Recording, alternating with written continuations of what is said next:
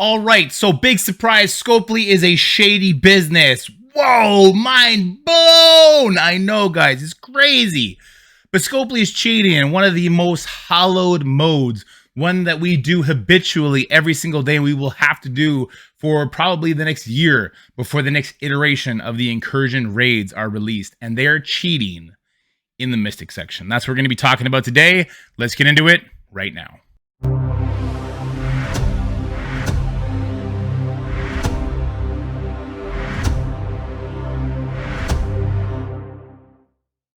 Okay, so here we are in some pre-recorded footage I've been working on, and this is the team I have ready to go. And I did something very special to have this team prepped in the best, most winning way possible, besides their ISOs. Their ISOs suck, but I don't have enough ISOs for to change it. This is difficulty 1.5, so I can't just switch Icarus to Raider or Dormammu to Raider, which is what I would like to do in this case. Maybe even Deathpool to Raider, but I digress. So, what did I do in particular? Well, on nodes 1 and 2, I went ahead and I prepped Dormammu. He is charged. He'll be flipping buffs on spawn. And I prepped Weaver. She is also charged. She will be stopping any non-unavoidable hits to hit us. And we're going into the boss node right now. I will eventually release footage on nodes 1 and 2 on teams that I think are really good for it. But we got to talk about this first. And it's gonna kind of push us towards some different team comps we might have to be looking at. So here we go into the boss node. Now, right away, I'm going to have to pause it because the cheating starts early and often. Very, very often. Okay. Hey, wait a minute. Why does the entire wave spawn with speed up? That's kind of a big deal. Now, Kang gives Masters of Evil speed up on spawn in Crucible, but he doesn't give speed up to Red Guardian, Namor, or Psylocke.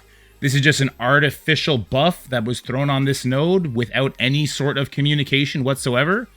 And this is the reason why this node is trash. Now, Kang is going to open up with his ultimate. Now, you could say, well, that's because you brought Dormammu in there, so he got energy. Well, wait till we watch the next attempt. But anyway, he's going to go ahead and ult us here. He is a Raider. So we get 1, 2, 3, 4, 5 crits. You didn't see it, but he crit on every single time. Look, I guess that's not completely unreasonable, but I've never had that kind of luck.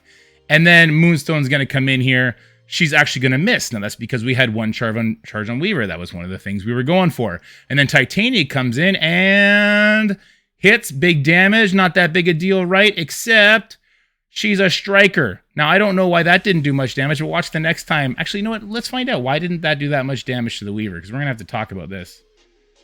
So here's the first hit for 400k, and the second hit, 159,000. That's an interesting number. Okay, well, let's wait and see what happens with the Dormammu, I believe, in the next attempt. So we continue on, but look, the damage is done. We don't have any sort of speed advantage. My Icarus hasn't gone even before a freaking Namor because of speed up, okay? This doesn't make sense. You are immediately out of control before anything, and the way these difficulties scale, you will not catch up. Will Gear Tier 18 help this? Maybe. Probably not. We're not even at the highest difficulty yet. All right, let's go look at a different team that I put in, and we'll talk about some other nonsense that we're seeing. All right, so here's the next comp I'm going to hit it with. I take Weaver out. She only had the one charge anyway. Kang Ultimate is unavoidable anyway, as is Titania Ultimate. So those first 3 attacks are hitting us really hard. The idea here is that at least Morgan is getting 5% speed bar because there's an Absorbing Man. Plus, she's getting 10% per enemy turn, so hopefully she's going to step in now. I did not prep Morgan on the previous nodes, so she does not have her special ready, which I think is going to be part of the solution here. All right, so we get right back into it. Kang, again, they all spawn with speed up. Then Kang is going to go ahead and ult us here. And you see, we actually already have 3 vulnerables. From what? I don't know. Do they just apply beforehand? Nope, because the other vulnerables came later. Let me just check that again. Where do we get those vulnerables from? Did somebody else take a turn?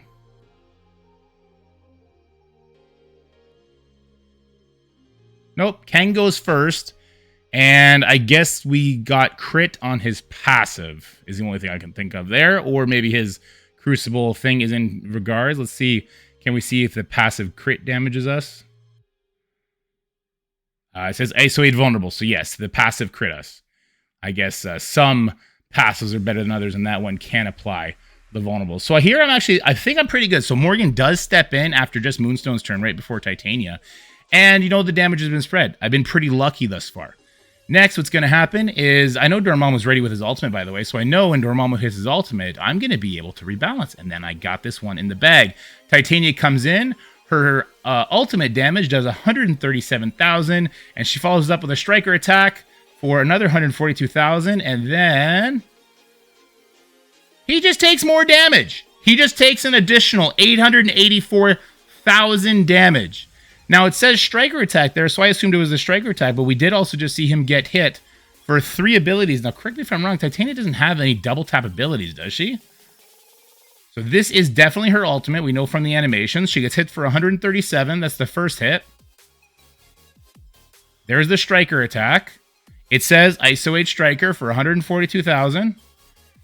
And then striker extra attack pops up. That must be like a level 5 thing. And that's for just a cool 1 million. That's why I don't know why Weaver didn't get hit by this 1 million on the last attack. But Dorm definitely did. And then I lost all my chances at catching up. Again, we have... And I paused it because I was in disbelief that just happened. And then we get hit by the Namor ultimate. Deathpool is dead, so we no longer have her charged coming in hot. And then we're stuck like this. Now, I'm actually going to continue this fight. And I'm just going to prep it for my lane mate to clean it up. Because at this point, I'm miserable. I'm over the game. I'm actually over the game with the lengths that they go to cheat us out of these raid lanes so they can sell us teams later. I can accept that they need to sell 1 team. I cannot accept that they force 2 teams, and they absolutely are. This team that I have, Gear Tier 17 on every single person except Dormammu. Dormammu might be Gear Tier 16. They're all level 95. They're all 7 red star. Is Gear Tier 18 going to fix this? I don't know. Because when you get to the final wave with the Mr. Negatives, there's a lot of shenanigans that go on there too. Obviously, the Mr. Negatives are there so that they hit you with rewinds and they cause a bunch of havoc. And that's no good. So, what's the solution for this? Well, one of the solutions is maybe you can bring in Doom. And if Doom has his ultimate up and Kang pushes the Doom, then he's going to jump ahead of the queue. Hopefully, right? He's going to get 25% from Deathpool, and then he'll get 50% from getting pushed. That's one option. He might just die, right? Unless you have a big Doom, he might just die. There's that option. There's also Loki Morgan. Now, if you do the speed calculations on Kang, at 130 speed with the speed up, it brings him up to like 195% real speed for this first turn, which means it takes him about 5.1 ticks to take a turn. If you bring in Loki, Morgan, and Deathpool, then you have 3 characters, and then your Morgan will go first. If you prep her ultimate, you can do a flip, or if you prep her special, then you can erase the turn meter. But then you also have 3 characters already chosen for you. Who are the other 2 you bring in? Probably Eternals at that point, and then I don't know if you have the right kind of damage to get through it. And the second ability goes through and Loki dies, I think you're in big trouble. But that's what I'm going to try next. But let me know what you guys are experiencing, because I know a lot of people are asking me, like, what are you doing for the Mystic section? So if you want to know what I'm currently doing for the Mystic section, what I did to get to this node in really good shape, my first attack was Doom, Dorm, Eternals, Deathpool. I prepped the Dorm, I prepped the Deathpool. My second attack was, again, Weaver, Doom, Eternals, Deathpool. And then I went in like that. And that's why my Morgan wasn't prepped. So I'm probably going to find a way to weasel Morgan in there so her special is ready by the time we get to the boss node. That won't be too hard to do. But even then, like even getting through those nodes, yes, I've done it 2 days in a row without losing on those nodes, but not cleanly. I still had to do heals. So I don't think this section is solved at the higher difficulties. I do think at the lower difficulties, you're just going to flex that roster and you'll get through it. I'm pretty fired up just because the way this node starts with the speed up. I think that's absolutely crazy. I know Striker on these characters isn't necessarily cheating. The speed up is enough to say this is cheating. The speed up on spawn is enough to say you did that arbitrarily so that we would have to bring in worse characters to go first. And if we don't, then we die. The speed up was cheating enough for me. But strikers on characters with these giant health pools, so they hit you for one shot with their striker attack. Sometimes, I guess it didn't want to hit Weaver the other time. I don't like that. Find a better way to make the nodes more difficult besides cheating, or don't. And just make new raids faster. Make new content faster. That's what you should be doing anyway. Anyway, let me know what you guys are experiencing in the incursion raids in the comment sections below. This is a little bit of a salty video, but been working hard trying to find a consistent solution. And honestly, at the higher difficulties, I don't think there is one because of that speed up on spawn. It's absolutely ridiculous. Mixed succession is broken. Tech section is broken. The other three are simmable. There's no happy middle ground where we can have strategy. It's either you have bought the solution so you win or you lose. And that's it. And I don't like that. And anyway, we're going to end that video with that. Take care. Goodbye. That's it for the video, guys. I hope you enjoyed it. If you did, make sure you like, share, and subscribe. Stay happy, healthy, have fun, and I'll see you in the next one.